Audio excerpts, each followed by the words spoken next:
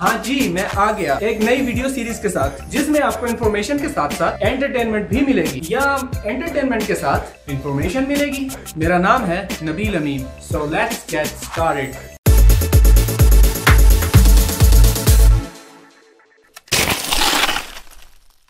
कुछ लोग इस दुनिया में जीने के लिए खाते हैं और कुछ लोग खाने के लिए जिंदा रहते हैं। खाने के ये शौकीन लोग अक्सर अपना शौक पूरा करने के लिए बहुत सी हदों को पार कर जाते हैं और इन्हीं लोगों पे बेस करती है मेरी आज की वीडियो। और इस वीडियो में आपको बताऊंगा कि इस दुनिया में किस किस तरह के वियर्ड खाने बनाए जाते हैं और खाए भी जाते हैं। सो इस लिस्ट में सबसे पहले है सेंचुरी एग।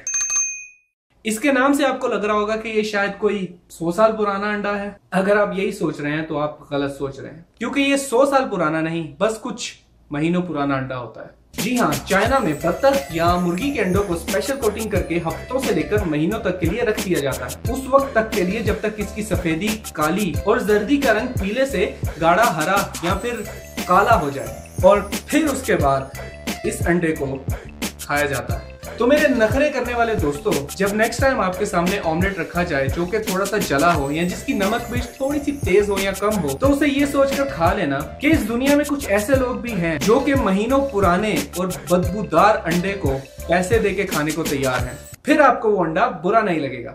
नंबर 4 पर है मेरे पास फुगु फिश।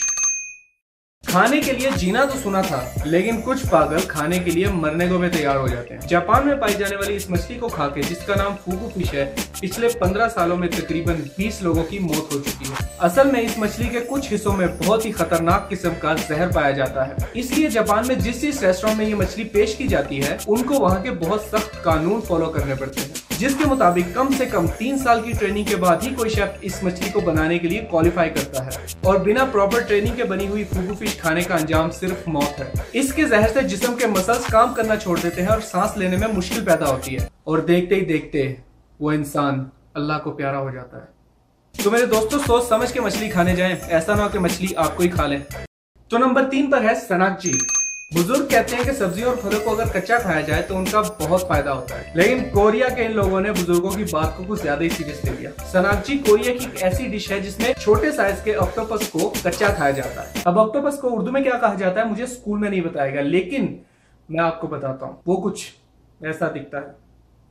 जब कोई कस्टमर सनाकजी ऑर्डर करता है तो एक छोटे साइज के ऑक्टोपस को पानी से निकाल के उसे काट के जल्दी जल्दी प्लेट में रख के सर्व किया जाता है, इससे पहले कि उसकी जान निकल जाए और उसकी टांगे हरकत करना बंद कर दें। अब मैं ये नहीं बता सकता आपको कि उसकी टांगे कौन सी हैं और हाथ कौन से हैं, लेकिन हिलते हुए ऑक्टोपस को डिफरेंट सॉसेस में डिप करके जल्दी से मुंह में रख के खाया जाता है, और जुबान पे रखते ही आप इसकी मूवमेंट फील कर सकते हैं। और अक्सर औकात तो बेबी ऑक्टोपस यानी ऑक्टोपस के बेटा जी या बेटी भी हो सकती है, वो जिंदा ही निकल लिया जाता है बिना काटे, बिना कुछ किए। यानी ऑक्टोपस का बेटा उठाया, डिप किया और खा गए। वाह। और नंबर 2 पर है मेरे पास डोंगजीडैन।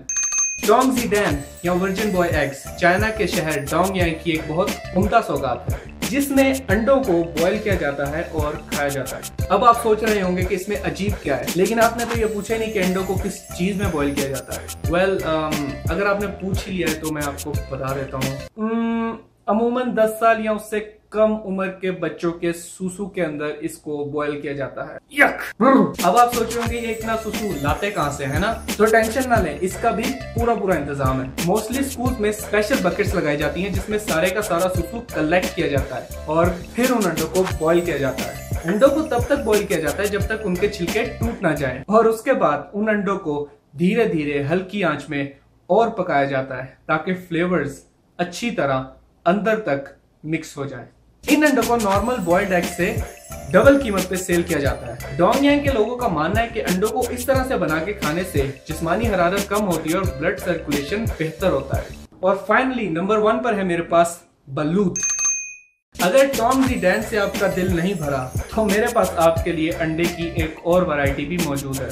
फिलीपीन में बत्तख के अंडों को बॉयल किया जाता है। बड़ी बात बताइए, बड़ी बात यह है कि जब इन अंडों को बॉयल किया जाता है तो उसके अंदर चूजे डेवलप होना शुरू हो गए होते हैं। यानी इमेजिन, छुट्टी के दिन सुबह सुबह आपका नाश्ता करने का मूड है और आपके सामने बड़ा जबरदस्त किस्म का बॉइल्ड एग पड़ा हुआ है और आप नमक और काली मिर्च लेके फुल मूड में हैं उसे खाने के, और जैसे ही आप उस अंडे को खाने के लिए तोड़ते हैं तो उसके अंदर से एक मरा हुआ खौफनाक किस्म का चूजा निकलता है। वो चूजा जो शायद कुछ ही दिनों में उस अंडे से बाहर आ ही जाता है, लेकिन इस जालिम समाज ने उसे पैदा होने से पहले ही उबाल दिया है। और ये वहाँ की कोई खास डिश भी नहीं है, ये बिल्कुल वैसे ही है जैसे पाकिस्तान में शीदा रेडी पे पकोड़े बेच रहा हो, बस अब ये समझे कि बलूच फिलीपीन के पकोड़े हैं। अगर आपको मेरी ये वीडियो पसंद आई तो सबसे पहले लाइक करें, फिर सब्सक्राइब करें और मुझे कमेंट्स में बताएं कि आपको ये वीडियो कैसी लगी। ऐसी ही नई इंटरेस्टिंग वीडियो के साथ आपके साथ फिर से मुलाकात होगी।